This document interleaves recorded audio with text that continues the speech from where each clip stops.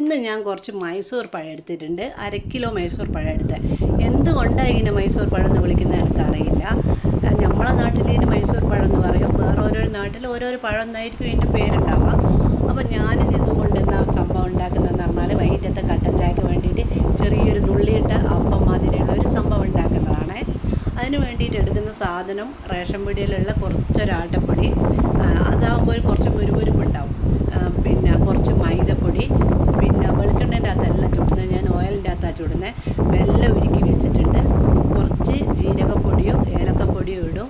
എന്നിട്ട് ഈ വെല്ലം ഉരുക്കിയതും ചേർത്ത് പഴം നല്ലോണം മിക്സിയുടെ ജാറിലിട്ട് അടിച്ച് നല്ല എന്താ പറയണ്ടേ ജ്യൂസ് പരുവത്തിലാക്കിയിട്ട് കൊണ്ടുവരാം. അതും കൂടി ഒഴിച്ച് വെല്ലം ഉരുക്കിയത് ഒഴിക്കുമ്പോൾ വെള്ളം അത്രയും വേണ്ടി വരും. പിന്നെ കുഴിയപ്പം അതിൻ്റെ അകത്ത് ഒഴിക്കുന്നതാണെങ്കിൽ കുറച്ചുകൂടിയോ ലൂസിൽ വേണം. ഇത് ഞാൻ ഇങ്ങനെ കൈ കൊണ്ട് എടുത്തിട്ടിടുന്ന രീതിയിലാക്കുന്നതുകൊണ്ട് അധികം വെള്ളം വേണ്ട. അപ്പോൾ നമ്മൾ വൈകിട്ടത്തെ കട്ടൻ ചായക്കെല്ലാം പെട്ടെന്ന് ഉണ്ടാക്കാൻ കഴിയുന്ന ഒരു സാധനമാണ്.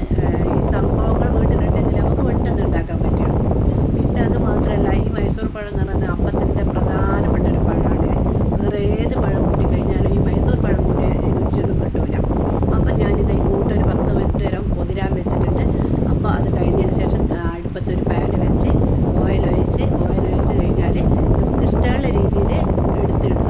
സ്പൂണോട് ഇടുന്നവർക്ക് സ്പൂണോട് ഇടുക, കൈ കൊണ്ട് നുള്ളിയിട്ട് ഇടുന്നവർക്ക് അങ്ങനെ ഇടാം.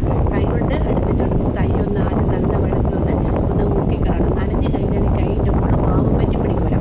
അപ്പോൾ അങ്ങനെ ഏത് രീതിയിൽ വേണമെങ്കിലും ചുട്ടെടുക്കുക, ഏത് പേര് വേണമെങ്കിലും ഇതൊക്കെ വിളിക്കാം. ഞാനതിന് നുള്ളിയിട്ടപ്പം എന്നാ പറയല്.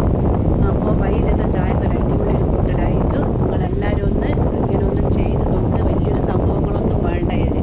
മൈദപ്പൊടി ആട്ടപ്പൊടിയെല്ലാം എപ്പോൾ നമ്മളെ കയ്യിലുണ്ടായിരുന്നത്. പിന്നെ നമ്മളെ പ്രധാന മൈസൂർ പഴം വേണം.